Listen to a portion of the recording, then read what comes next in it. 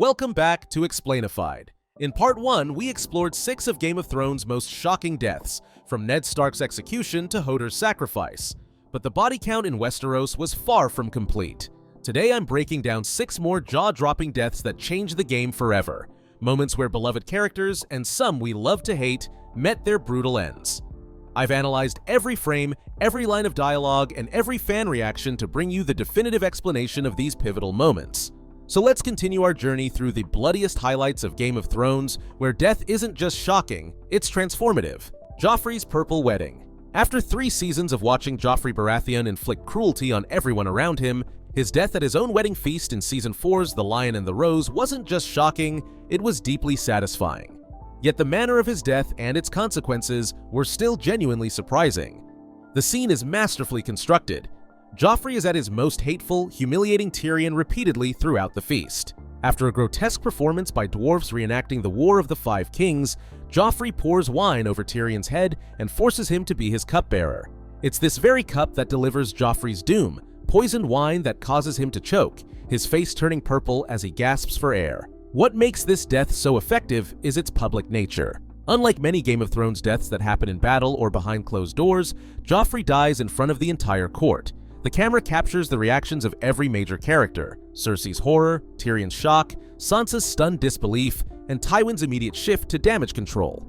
The most chilling moment comes as Joffrey, in his final act, points accusingly at Tyrion. It's not just a dying man's confusion, it's his final act of malice, ensuring his uncle will be blamed. Even in death, Joffrey causes pain and chaos. The aftermath was immediate and far-reaching. Tyrion was arrested for regicide, setting in motion his trial, imprisonment, and eventually his escape and patricide. Sansa fled King's Landing with Littlefinger, beginning her transformation from pawn to player. And Tommen, Joffrey's younger brother, ascended to the throne, a gentler king, but one easily manipulated by those around him. What we didn't learn until later was who actually poisoned Joffrey. The reveal that it was Olenna Tyrell working with Littlefinger added layers to the event.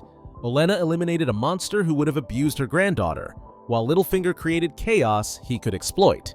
As Olenna later confessed to Jaime, "Tell Cersei, I want her to know it was me." Joffrey's death marked a turning point for Game of Thrones. The show's primary antagonist was suddenly gone, creating a power vacuum that would be filled in unexpected ways.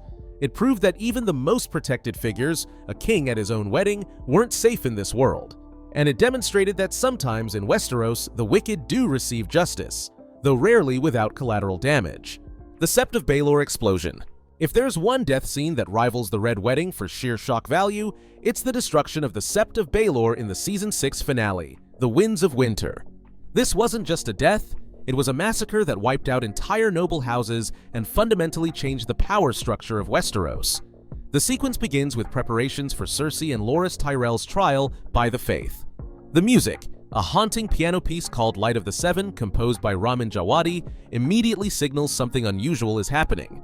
This is the first time piano is used in the show's score, creating an unsettling atmosphere. What makes this sequence so masterful is its pacing.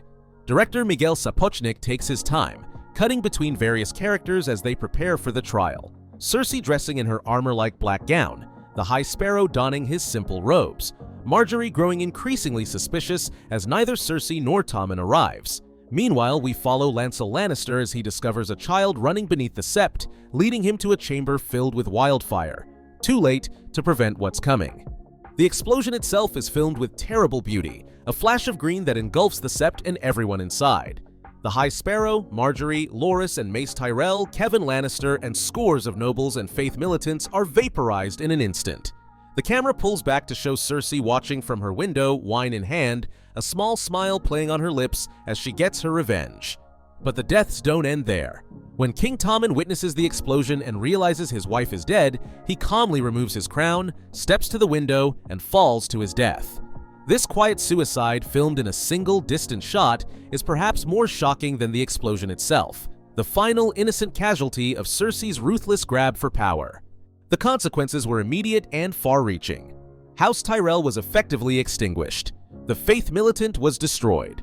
With Tommen's death, Cersei claimed the Iron Throne for herself, the first woman to rule the Seven Kingdoms in her own right, and her actions drove Olenna Tyrell into alliance with Daenerys Targaryen, setting the stage for the conflicts to come.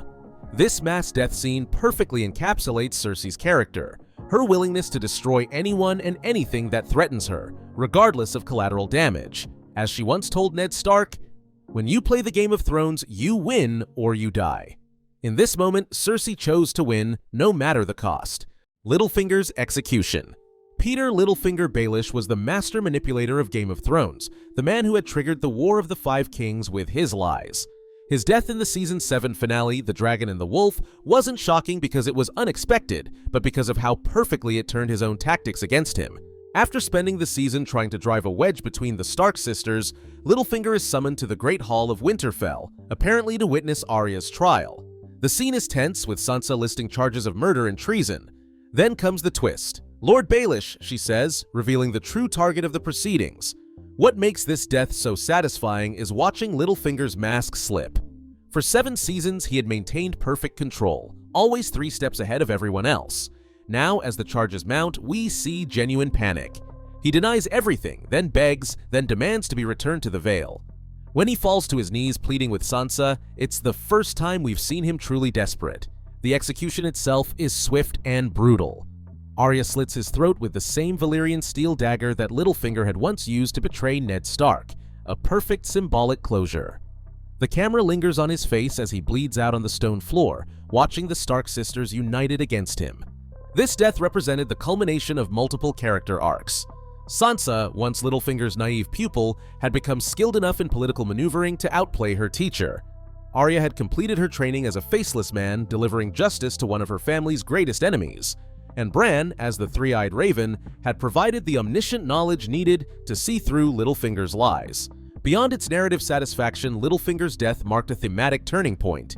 His philosophy, chaos is a ladder, had defined much of the series' political maneuvering. His elimination signaled a shift toward unity against the coming White Walker threat. The Game of Thrones was being set aside, temporarily at least, for the greater battle for survival. As Sansa tells Littlefinger in his final moments, "I'm a slow learner, it's true, but I learn." His death proves that the students had finally surpassed the master, and that even the cleverest player can eventually lose the game. Missandei's execution. Not all impactful deaths in Game of Thrones belong to major players or villains. Missandei's execution in Season 8's The Last of the Starks was devastating precisely because she was an innocent, a former slave who had found freedom, love, and purpose, only to have it all cruelly taken away.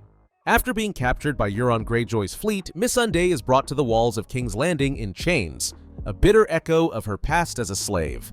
As Daenerys and her forces watch from a distance, Cersei uses Missandei as a bargaining chip, demanding Daenerys' surrender. What makes this death so powerful is its intimacy. Before her execution, Cersei asks if Missandei has any last words. The camera closes in on Missandei's face as she looks at Daenerys and says a single word: Dracarys, the High Valyrian command for Dragonfire. It's not just a call for vengeance, it's permission for Daenerys to become what she has been fighting against, a destroyer of cities. The Mountain Sword falls and we see Grey Worm turn away, unable to watch as the woman he loves is beheaded. Daenerys' face hardens into a mask of rage. In that moment, something breaks inside her, a turning point that will lead directly to her devastating attack on King's Landing. Missandei's death is particularly tragic because of her journey. Born in Noth, enslaved in Astapor, she had risen to become Daenerys' most trusted advisor and friend. Her relationship with Grey Worm represented hope, two people who had known nothing but servitude, finding love and planning a future together. Her execution shattered that hope and symbolized the cruelty of the world Daenerys had been trying to change. Beyond its emotional impact, this death served as a crucial catalyst for Daenerys' descent into madness. It came after she had lost Jorah Mormont and watched one of her dragons die. Missandei's execution was the final push that transformed Daenerys from a breaker of chains into a burner of cities. As Grey Worm later tells Jon Snow, "Our queen is gone. She is gone because of you." But the truth is more complex. Daenerys began to slip away the moment Missandei died on those walls, her final word echoing what Daenerys would soon bring to King's Landing: fire and blood. The Night King's death. For 7 seasons, the Night King loomed as the ultimate threat to Westeros, death incarnate leading an army of the dead against the living. His sudden demise in Season 8's The Long Night was shocking, not because we didn't expect him to be defeated, but because of how and when it happened. The Battle of Winterfell had been building for years. Jon Snow had spent seasons warning everyone about the White Walker threat and gathering forces to combat it. The Night King seemed unstoppable. He had a dragon, he could raise the dead, and he seemed impervious to dragon fire. As the battle turned against the living and the Night King approached Bran in the Godswood, defeat seemed inevitable. What makes this death so surprising is who delivers it. Not Jon Snow, who had been set up as the Night King's primary antagonist. Not Daenerys with her dragons. Instead, Arya Stark, who had spent her arc becoming an assassin, leaps from nowhere, her Valyrian steel dagger aimed at the Night King's heart. The moment is filmed with breathtaking tension. The Night King catches Arya by the throat mid-leap. All seems lost. Then, in a move she practiced with Brienne, Arya drops her dagger from one hand to the other and plunges it into the Night King's chest. He shatters like ice, and with him, his entire army collapses. This death subverted years of narrative expectations. Jon's entire arc had seemingly been building to this confrontation, yet he wasn't even present for the Night King's demise. The prophecy of Azor Ahai and the prince that was promised, which many fans had analyzed for years, was essentially set aside for a different kind of heroism: Arya's training as a faceless man. The consequences were immediate and controversial. The existential threat that had been building since the very first scene of the series was suddenly eliminated halfway through the final season. The focus shifted back to the Game of Thrones, with Cersei and then Daenerys as the primary antagonists. For some viewers, this was a brilliant subversion of fantasy tropes, the idea that prophecies are unreliable and that heroes come in unexpected forms. For others, it felt like an abrupt conclusion to a storyline that had been central to the series' identity. Either way, the Night King's death marked a definitive turning point, shifting the show's focus from supernatural threats back to human conflicts. Daenerys Targaryen's death. The death of Daenerys Targaryen in the series finale, The Iron Throne, remains one of the most controversial and shocking moments in television history. After 8 seasons following her journey from abused exile to powerful queen, viewers watched as she was killed by her lover and nephew, Jon Snow, after her devastating attack on King's Landing. The scene is deliberately intimate and tragic. After Daenerys gives a triumphant speech to her forces, declaring her intention to liberate the entire world, Jon meets her in the throne room. As she finally approaches the Iron Throne, the object of her desire for the entire series, Jon questions her about the slaughter of innocents. They kiss, and as they embrace, Jon slides a dagger into her heart, whispering, "You are my queen, now and always." What makes this death so powerful is its quiet nature. After all the battles, all the dragonfire, Daenerys dies in a moment of vulnerability, betrayed by the man she loves. The camera lingers on her face as shock and realization dawn, then life fades from her eyes. There's no music, no dramatic flourish, just the sound of her final breath. The aftermath is equally striking. Drogon, sensing his mother's death, melts the Iron Throne with his dragonfire, a symbolic destruction of the object that had corrupted Daenerys' noble intentions. Then, gently picking up her body in his claws, he flies away to an unknown destination, taking the last Targaryen queen with him.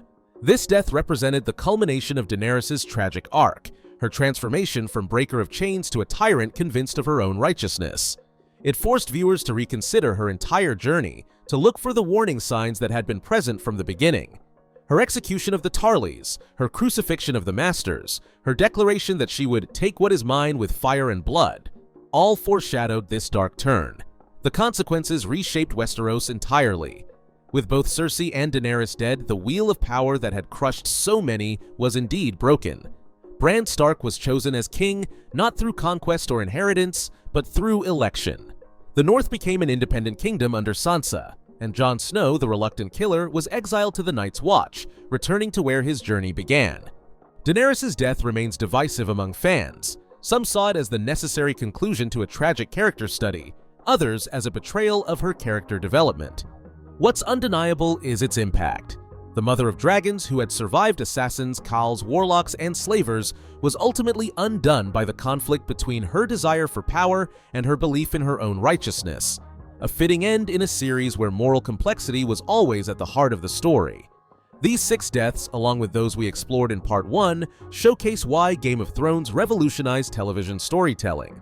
Death in this series was never just for shock value, it was a narrative tool that transformed characters, shifted power dynamics, and forced viewers to confront uncomfortable truths about power, morality, and human nature. From Joffrey's purple face to Daenerys' final breath, these moments weren't just memorable for their brutality or surprise. They were pivotal turning points that shaped the world of Westeros and the characters who survived. They reminded us that in the Game of Thrones, death isn't just an ending. It's often a beginning, setting in motion consequences that echo long after the bodies have fallen. If you enjoyed this breakdown of Game of Thrones' most shocking deaths, hit that like button and subscribe to Explainified for more deep dives into your favorite shows. Let me know in the comments which death you found most impactful, or if there's another aspect of Game of Thrones you'd like me to explain next. In our next video, we'll be exploring the most powerful weapons in Game of Thrones, from Valyrian steel swords to dragons, and how they shape the power dynamics of Westeros. Until then, remember the words of Syrio Forel. There is only one God, and his name is Death. And there is only one thing we say to death: not today. Thanks for watching, and I'll see you in the next video.